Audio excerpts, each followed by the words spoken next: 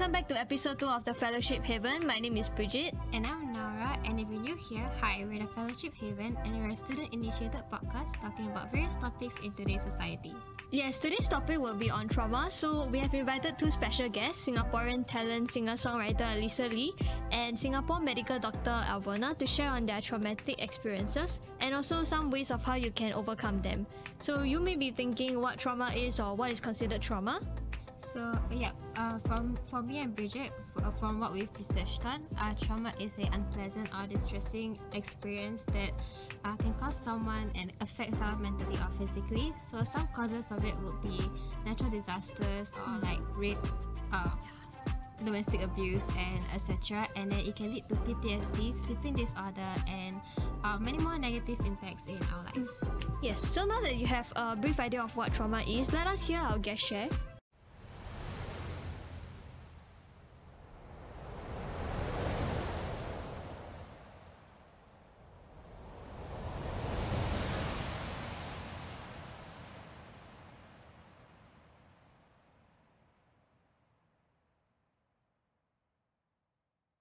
Okay, so Alyssa, can you share with us some of the traumatic experiences that you had?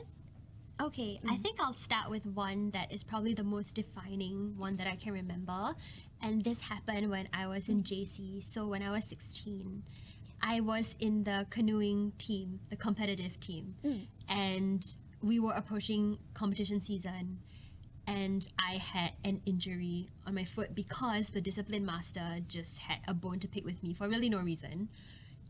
Basically, it led to me having a foot injury and then me going to my coach being like, is it okay if I just take time off and rest and recover? And he was like, no, because if you do that, then you're letting your team down. Do you want to let your team down? You know, they need you. You have to be there. All athletes go through injury. You can push through this. And I think the minute people bring in responsibility and other people into the picture, I feel like, yes, I have to step up and I have to do it. So I continued training. And by the end of competition season, my foot was hurting so bad that I literally had to pull myself up the stairs to get to class.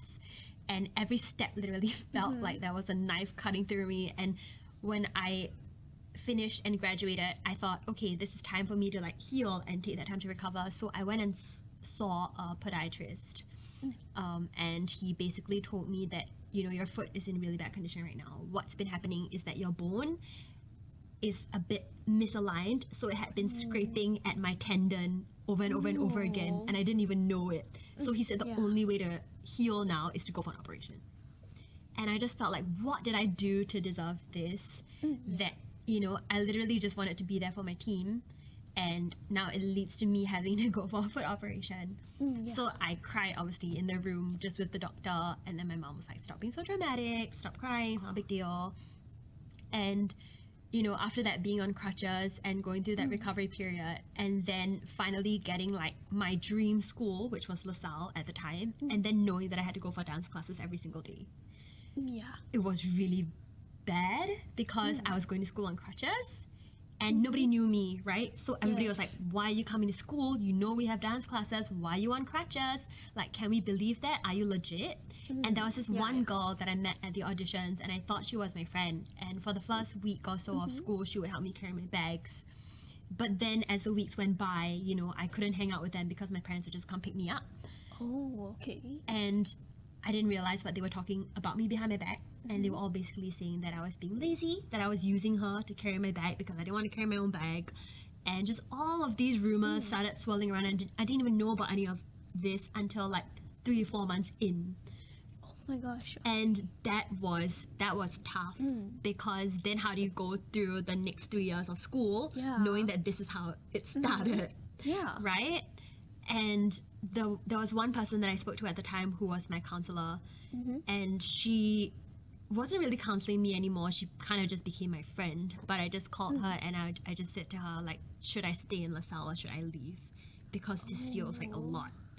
And I'm in this school because I want to perform. I'm not in this school because I want to play politics. And she said, there's one thing that I just want you to think about, which is if you had to think about how much you would gain from being in this school despite these people compared to how much you would lose if you were to leave the school and be away from these people. And when I weighed that, I just thought to myself, you know what, this is what I wanted my whole life. I'm going to deal with it and I'm going to stay in school. And that's what I did. And it all worked out for the better because now I'm doing what I want to do. Now I'm doing it every single day, you know, and I'm doing really well. So I think that was probably, you know, a build-up of multiple things, but that was, quite traumatic. Yeah. Okay, because personally for me, I know this happened really during your school time, and I can relate to it because I also have my own fair share of traumatic things by bullying and all that. But then I know of friends who they do not want to go to like the school counselor. So then it's like, for them, how would you advise some of the students who are watching this podcast right now who are also facing problems like this, but they do not want to go to the school counselor? Like, how could they overcome these experiences themselves? I think the best advice I can give is that you know what you need. So even if it's not going to a school counselor, if what you need is a group of friends and you need to feel supported, if what you need is to journal it out, you know, to find a creative outlet. Like, I'm a creative person. So for me, painting helps, writing songs, singing helps. You know yourself and you know what you need. So if therapy or going to a therapist is not for you, then go out and explore other ways. There's also YouTube, you know, there's online resources that you can go and Google and figure out what is the best solution for yourself. Okay, so I know that most of this now are really for those who are watching, like the students, but for those of you who feel like this might not be something you can relate to, the next we have is Naura and Dr Alvona to share with their own experiences on traumatic events and also how you yourself can overcome it.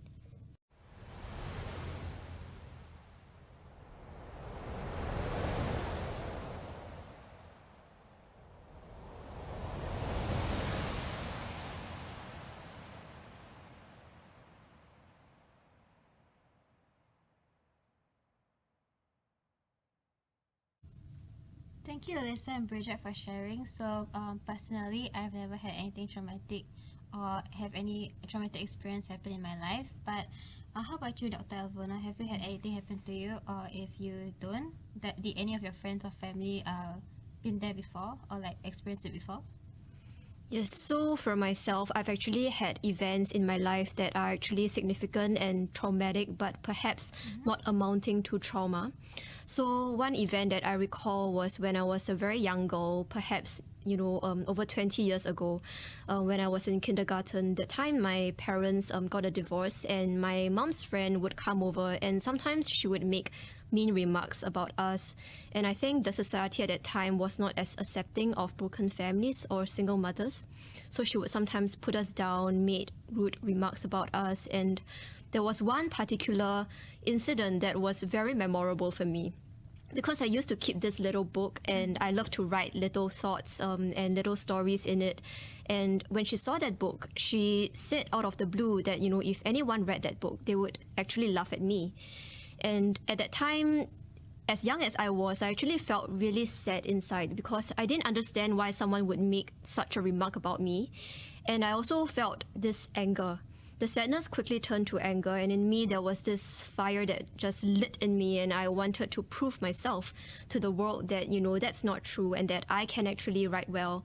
And I think that, that fire has, helped me become who I am today. And today I'm someone who loves to write. I love to write for medical journals. I love to write for the newspaper. I love to write commentaries, as well as my personal thoughts about life. So I think that, it is an example of how someone can turn something that was relatively traumatic into a positive thing later on in life. So that's something that was my experience. At the same time, I do have, some contacts with people who have really undergone immense trauma. So one of them is someone called Megan Loy. She is actually a junior of mine from NUS. I do not know her personally, but she's very well known in the media in Singapore. She has been in the newspapers and on TV because she has actually gone through a very traumatic event, which is she had a burn. She was overseas and she was attending an event, and unfortunately she had 80% burns in her body. And this translates into a lot of pain, physical pain, emotional pain on top of that, because, she had to begin to learn like a baby, begin to learn how to even walk, for example.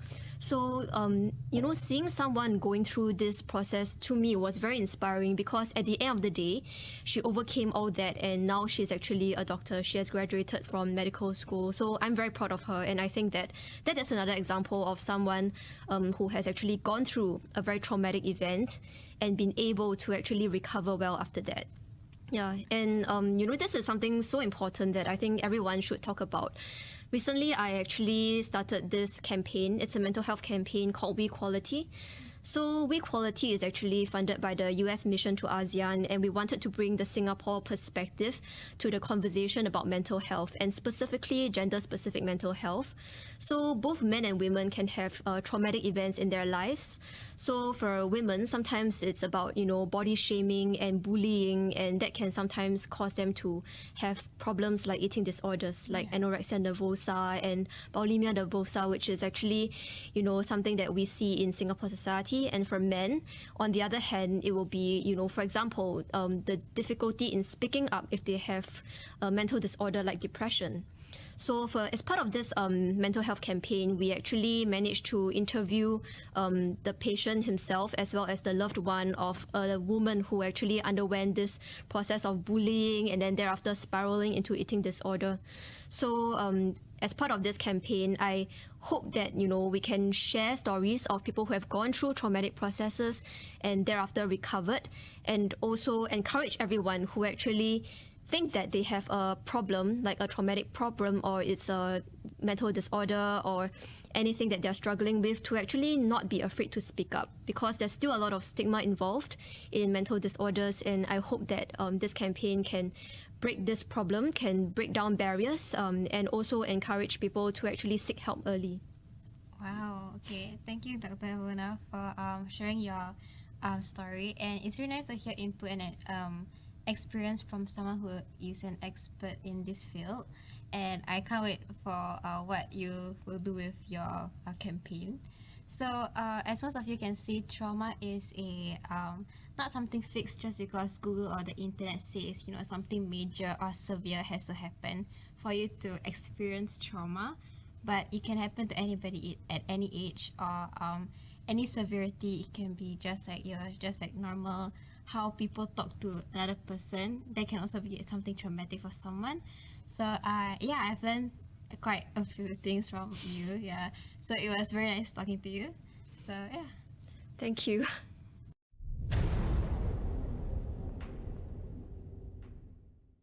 Okay, so before we end this episode, join us in this Mythbuster session whereby I will be giving you guys 4 statements and you guys will have to say whether it's true or false. So joining with me, we have Alyssa and Dr. Alvona, of course. So with the first statement, trauma is life-threatening. Alyssa, is it true or false? What do you think? I would say it is true. Trauma can be life-threatening, but only for certain people and only in certain situations. I think everybody deals with trauma differently and everyone has different triggers as well. So I would say that it's really how they react and respond to trauma. Okay, so then what about you, Dr. Alvona? Yes, I think that trauma can be life-threatening, especially when that traumatic event leads to an outcome, for example, self-harm or suicide. But that doesn't occur to every single person. So I agree with Alyssa when she said that, it depends on how the person reacts to that particular problem. So it can happen, but it doesn't happen to everyone. Okay, so now for the second statement, people who have trauma have PTSD. Alyssa? I think that's false. I don't think everyone who has trauma has PTSD. I think some people may be going through a difficult time, but maybe it's not that severe, or they don't show the symptoms of PTSD. So I wouldn't think that they're classified as having PTSD. But yes, maybe they have gone through trauma. Okay, Dr. Alvona?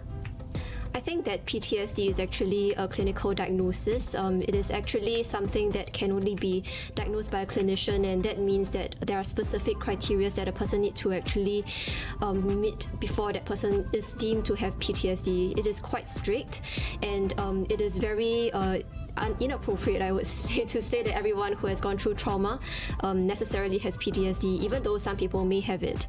So just to inform, for example, for mental disorders like PTSD, we diagnose it through the DSM-5 criteria or ICD-10, and we actually do it in a very strict sense. So the person must have some symptoms, for example, nightmares, intrusive thoughts, as well as the avoidance of the particular place or event. So I think that gives a bit of a glimpse into what PTSD is like, and not everyone who has undergone trauma necessarily has the symptoms. Okay, so now for the third statement, nothing good ever comes out of traumatic events. Back to you, Alyssa. I would say false, because I think that you can turn trauma and traumatic events into a positive thing. I know a lot of people who really use their experiences and inspire other people, and I always say you have to lead by example, and what better way to lead somebody else than having gone through it yourself and then now being able to be a spokesperson for that experience for somebody else who maybe doesn't know how to speak up for themselves, or maybe doesn't even know how to process their emotions at that point in time, but you already have. So you can kind of give them that perspective that they don't have yet. So yeah, I think there are always good things that can come out of it. Okay, so what about you, Dr Alvona? Yeah, I think that it is quite difficult to say that nothing good comes out of a traumatic event, because a lot of things can be learned from this experience. And I always like to use the analogy of, a phoenix who has actually risen from the ashes.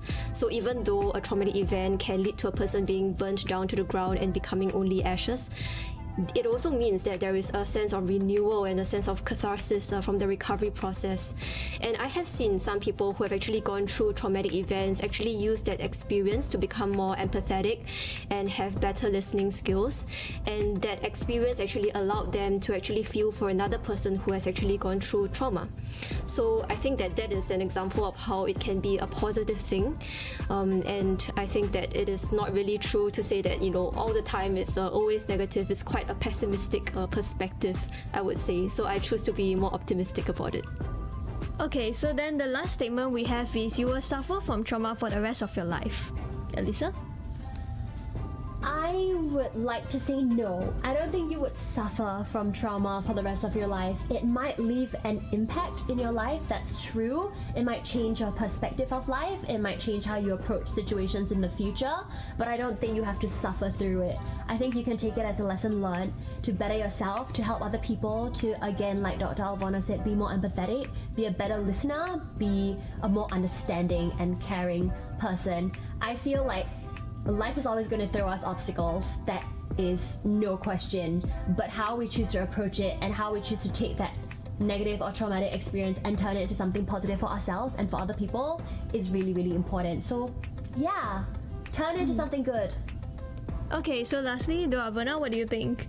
Yeah, I think that the word suffering is the key word, and I think that trauma can sometimes lead to a lot of suffering, and some people, yes, do suffer for the rest of their lives, but it doesn't apply to everyone. And I hope that anyone who has gone through trauma can try to actually use this experience for something good, because trauma is a very massive event and it can lead to a lot of emotional upheaval, and there's a lot of perhaps energy that is actually evoked in a person, and this negative energy can actually be transformed to a positive energy if you choose to let it be. And I think that the question is whether or not you choose to do so, because if you allow yourself to be wallowed in self-pity and be angry about this event, that is no doubt very difficult. It is a choice. You have chosen to wallow in self-pity. But if you choose to actually see it in a different light and have more insight to the entire process, perhaps you can actually use it to something to actually inspire other people, for example, or even motivate yourself in the future if you again meet with something traumatic. So I feel that it would be better if we choose to actually use it in a good way. And even if it were to affect you for the rest of your life, I hope that it would not be suffering, but would be more of for example, a celebration of overcoming something very difficult. So that would be my answer. Okay, thank you, Alyssa, and thank you, Dr. Alvona, and especially to those watching the Fellowship Heaven.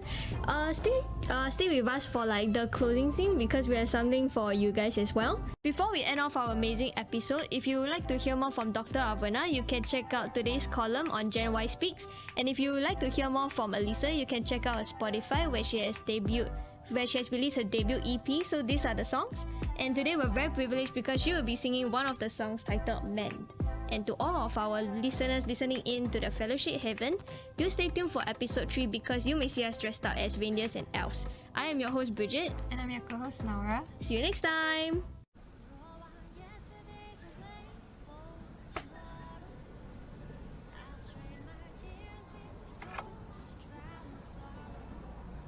I'll fight my fear to fight time.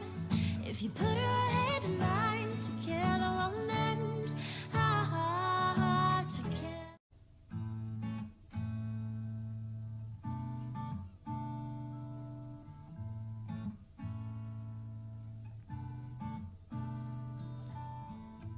Let the lights go down. I'm watching shadows draw lines upon your face. Our feet don't make a sound. You and me together will make a great escape.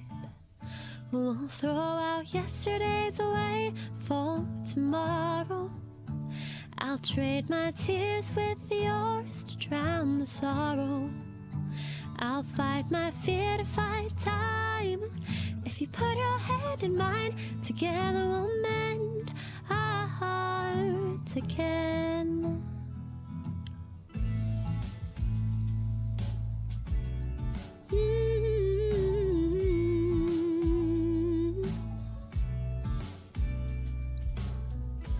Let the tides roll by. I'm watching shadows trace the smile upon your face. It feels so new watching the sunset in the evening sky and the horizon reflecting blue in your eyes. I'll throw my yesterdays away for tomorrow. I'll trade my tears with yours to drown the sorrow. I'll fight my fear to fight time. If you put your hand in mine, together we'll mend our hearts again. Ooh, ooh, oh. Together we ran past the places that we left. We're letting the waves erase the names we carved into the sand. Together we'll beat the sunrise, fight the years, erase the tides. Wind in our hair, I know we'll find our hearts there. 'Cause we threw our yesterdays away for tomorrow. And I traded my tears with yours to drown the sorrow. So I'll fight my fear to fight time. If you put your hand in mine, together we'll mend our hearts again. We'll throw our yesterdays away for tomorrow. And I'll trade my tears to drown the sorrow. Oh, together we'll mend our hearts again. Together we'll make it to the day and we'll find land again.